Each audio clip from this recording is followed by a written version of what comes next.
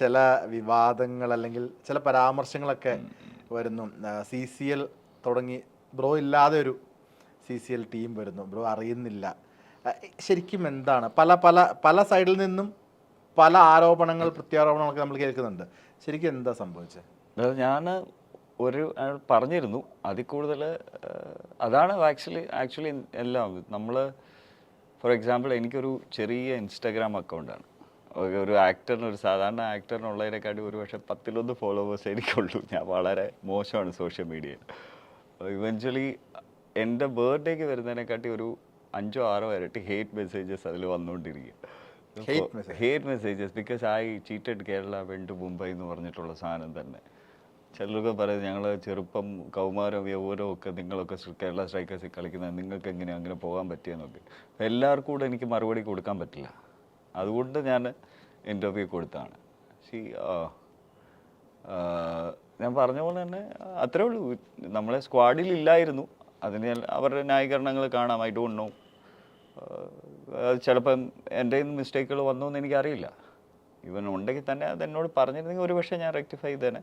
എനിക്കറിയില്ല ഇത് ആരുടെ തീരുമാനമാണ്. But I respect them. കഴിഞ്ഞ 2012 മുതൽ 2024 വരെ കേരള സ്ട്രൈക്കേഴ്സിൻ്റെ കൂടെ 25 കേരള സ്ട്രൈക്കേഴ്സ് കളിച്ചില്ല. 2025 കേരള സ്ട്രൈക്കേഴ്സ് കളിച്ചില്ല എന്നുള്ള സമയത്താണ് എനിക്ക് മുംബൈക്ക് കളിക്കാൻ വേണ്ടി അവർ NOC തന്നു. Provided I will come back to Kerala Strikers കളിക്കുമ്പോൾ. ബട്ട് അത്രയും നാൾ എന്നെ വളരെ നന്നായിട്ട് ട്രീറ്റ് ചെയ്തുകൊണ്ടിരുന്ന ഫ്രാഞ്ചൈസിയാണ് മാനേജ്മെൻറ്റ്. ബട്ട് ഇവഞ്ച്വലി റീസൺ അറിയാതെ ഞാൻ എന്ത് പറയാനാണ്? ചിലർ പറയുന്നു ഞാൻ പ്രാക്ടീസിന് പോയിട്ടില്ല, ടീമിലെടുത്തില്ല, ഇങ്ങനെ പ്രാക്ടീസിന് പോകും.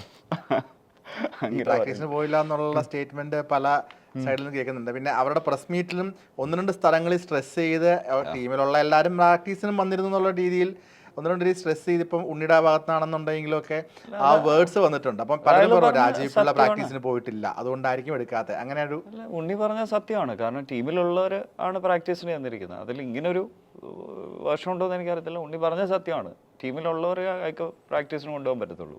That yes done.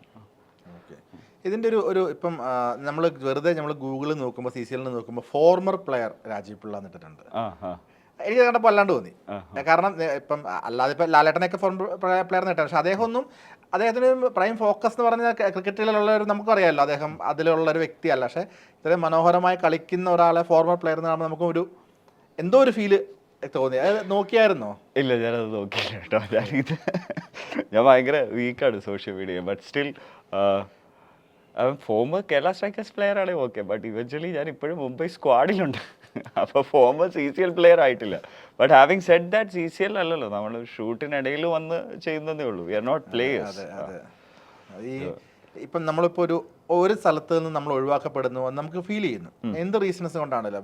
ഇപ്പം 22ഓളം പേരടങ്ങുന്ന ഒരു സ്ക്വാഡാണ് ഒരു ടീം. എൻ്റെ ഒരു അറിവ് ശരിയാണ്, അല്ലെങ്കിൽ എൻ്റെ ഒരു അറിവ് ശരിയാണ്, 22 പേരാണ് അതിൻ്റെ അകത്ത് അടങ്ങുന്നത്. അതിൽ 11 പേര് കളിക്കുന്നു, അല്ലെങ്കിൽ ബാക്കിയുള്ള എല്ലാവരും ഉണ്ടാവാം. ഈ നമ്മുടെ സുഹൃത്തുക്കൾ ഉണ്ടാവുമല്ലോ, ആരോടെങ്കിലുമൊക്കെ ചോദിക്കുമോ? ആരുടെയെങ്കിലും ഭാഗത്തു നിന്ന് എന്തെങ്കിലും വരികയോ കോൺടാക്ട് ചെയ്യാൻ ശ്രമിക്കുകയോ എന്തെങ്കിലുമൊക്കെ ഉണ്ടോ? വിളിച്ചവരുണ്ട്, എന്നെ വിളിച്ചിട്ടുണ്ട്. ഞാൻ ഇല്ലെന്ന് അറിഞ്ഞിട്ട് വിളിച്ചവരുണ്ട്. മണിക്കുട്ടൻ വിളിച്ചു, Arjun, Siddharth Menon. They were kind enough to give me a call and they realized the fact that I'm not there. അപ്പോൾ അവർ ഇല്ലാത്തതിൽ വിഷമമുണ്ടെന്നുള്ള രീതിയിൽ സംസാരിച്ചു. ഇത്രയും പേര് എന്നോട് വിളിച്ചിട്ട് പറഞ്ഞിട്ടുള്ളതാണ്. അവർക്ക് ഒരു പക്ഷേ ഞാൻ ഇല്ലാത്തതിൻ്റെ ഒരു വിഷമം ഉണ്ടായിരുന്നിരിക്കുക. അതുകൊണ്ട് ജെനുവിൻലി ഫീൽ ചെയ്തുകൊണ്ടായിരിക്കും അപ്പോൾ ഇവർ വിളിച്ചിട്ട് തന്നെ. ഓക്കെ. എനിക്ക് തോന്നുന്നു അർജുനാണോ പ്രസ് മീറ്റിൽ ഇപ്പം രാജീവ് പിള്ള വേഴ്സസ് ബാക്കിയുള്ള ടീം എന്ന് പറയുന്ന സമയത്ത്, അല്ല രാജീവ് പിള്ള മാത്രമല്ല ക്രിക്കറ്റിനെ വിജയിപ്പിക്കുന്നത്, ബാക്കിയുള്ള മദൻ മോഹൻ ആണെന്നുണ്ടെങ്കിൽ വിവേക് ഗോപൻ ആണെന്നുണ്ടെങ്കിൽ ഇവരൊക്കെ വിജയിപ്പിച്ചിരുന്നു. രാജീവ് പിള്ള ഒറ്റയ്ക്കല്ല ഒരു ടീമിനെ കൊണ്ടുപോയത് ശക്തിയുക്തം എതിർത്ത, എനിക്ക് അർജുനാണോ എന്ന് ഞാൻ വിട്ടുപോയി, പേര് പറഞ്ഞത് അദ്ദേഹം ആണെന്ന് തോന്നുന്നു. ആയിരിക്കും. അയാൾ പറയുന്ന സത്യമാണ്. ഇറ്റ്സ് എ ടീം എഫേർട്ട് ആണല്ലോ. ഒരിക്കലും ഞാൻ പറഞ്ഞിട്ടില്ല ഞാൻ വേഴ്സസ് ഒന്നും അല്ലെന്ന് ഞാൻ ഒരിക്കലും പറയത്തുമില്ല. ടീം എഫേർട്ടാണ്. 11 പേരുടെ ടീമാണ്. അതിലൊരാൾ ഒരു പക്ഷേ മൊമെൻ്റ് ഓഫ് ബ്രില്യൻസ് മതി ഒരു കളി ജയിപ്പിക്കാൻ. അങ്ങനെ ചെയ്തിട്ടുള്ള ഇഷ്ടംപോലെ ആൾക്കാരുണ്ട്.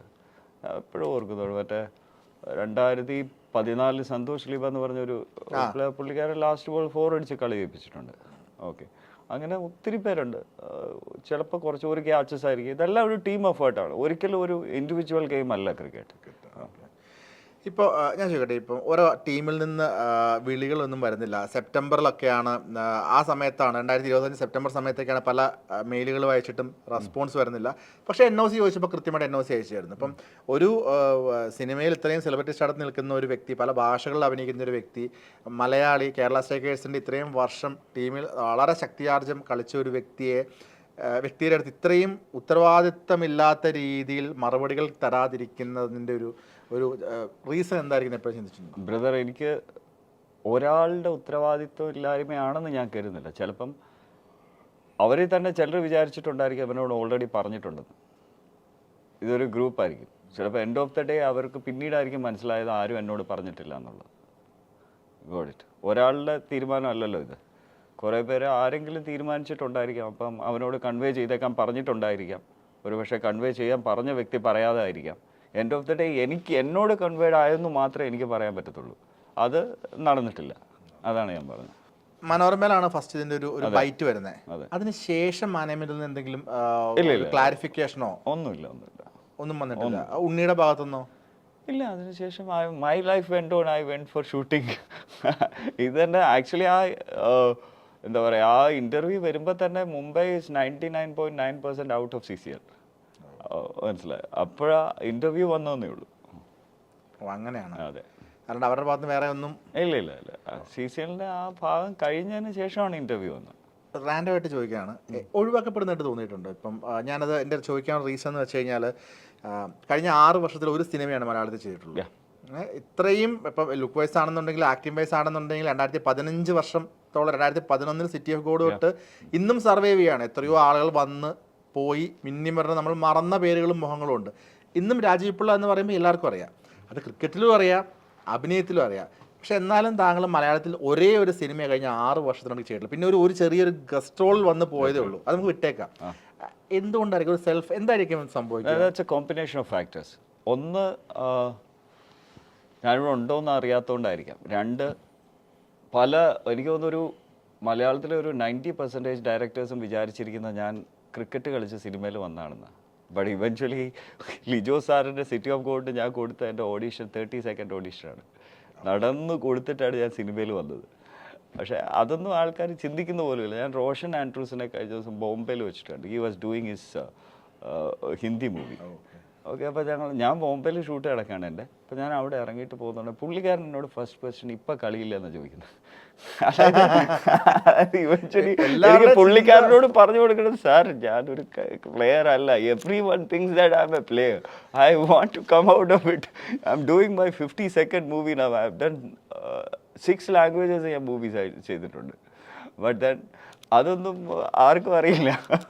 പിന്നെ അതാണ് main factor. And second thing is, എന്നെ ഇവിടുന്ന് വിളിക്കുന്ന സാധനങ്ങൾ പ്രോപ്പർലി എന്നെ ഒബ്ജക്റ്റിഫൈ ചെയ്യാനുള്ള സാധനമാണ്. ഗോഡ്, എനിക്കൊരു എന്താ പറയുക, ഒരു ആക്ടർ എന്ന നിലയിൽ something I have to perform എന്നുള്ള സാധനമാണ് ഞാൻ ഉദ്ദേശിക്കുന്നത്. ആ സാധനം കിട്ടുന്നില്ലാത്ത സ്ഥിതിക്ക് എനിക്ക് മാനസികമായി സംതൃപ്തിയും കിട്ടുന്നില്ല. ഇനി അതില്ലെങ്കിൽ I have a theatre group. ഞങ്ങൾ ഇന്ത്യയിൽ പലയിടത്ത് ചെയ്യാറുണ്ട്. ചെറിയ ഗ്രൂപ്പാണ്. But I am happy with that. എനിക്ക് മനസ്സിന് സന്തോഷമുണ്ട്. But God has been kind that ഒരു എന്താ പറയുക, തിരുവല്ലയിൽ ഒരു ചെറിയ ഗ്രാമത്തിൽ നിന്ന് നന്നൂര് അവിടുന്ന് വന്നിട്ട് I have multiple movies every point of time. ഇപ്പോഴും എൻ്റെ 2 മൂവി ഒരു സീരീസും നടക്കുന്നുണ്ട്.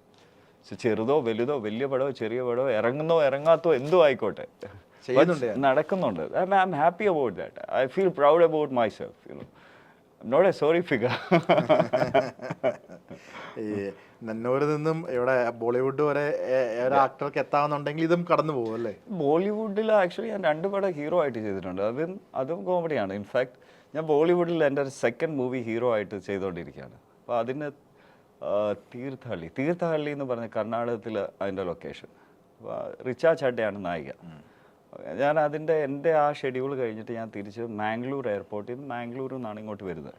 മാംഗ്ലൂർ എയർപോർട്ടിൽ ഞാൻ വന്നപ്പം അതിൽ മലയാളത്തിലെ ലീഡിങ് ഡെയിലിയിൽ റിച്ച ചഡ്ഡയുടെ അതിൻ്റെ സപ്ലിമെൻ്റ്, ഐ ഗെസ് സപ്ലിമെൻറ്റോ സംതിങ് ഓഫ് ദാറ്റ് സോർട്ട്, അതിൽ ഫസ്റ്റ് പേജിൽ ഫ്രണ്ട് പേജ് റിച്ച ചഡ്ഡയുടെ പുള്ളിക്കാരി സെറ്റ് സാരി ഉടുത്തിട്ട് നിൽക്കുന്ന ഒരു ഫോട്ടോ ഉണ്ട്. ഓക്കെ. ആ പിക്ചറിനിടയിൽ റിച്ച ചഡ്ഡ ഷക്കീലയുടെ ബയോപിക്കാണത്. ഓക്കെ. അതിൽ ഹീറോ ഞാനാണ്. അപ്പോൾ ഷക്കീലയായിട്ട് റിച്ച ചഡ്ഡ എന്ന് പറഞ്ഞിട്ട് ആ വലിയ ഫോട്ടോയുടെ താഴെ എഴുതി ഉണ്ട്. അതേ സെയിം ദിവസം ഇപ്പോഴത്തെ ടൈംസ് ഓഫ് ഇന്ത്യ ഉണ്ട്, അവരുടെ മാംഗ്ലൂർ ടൈംസിൽ ഈ സെയിം പിക്ചർ വന്നേക്കുക. അതിൻ്റെ അകത്ത് റിച്ചാ ചഡ എഴുതിയിട്ട് Rajeev Pillai is leading doing the main ലീഡോ എങ്ങാണ്ട് എഴുതിയിട്ടുണ്ട്, പക്ഷെ മലയാളം എഴുതിയിട്ടില്ല. So I feel bad. I mean English വന്നില്ലെങ്കിലും കുഴപ്പമില്ല, മലയാളത്തിൽ പറയണ്ടേ, സ്വന്തം നാട്ടിലിടുന്നില്ല.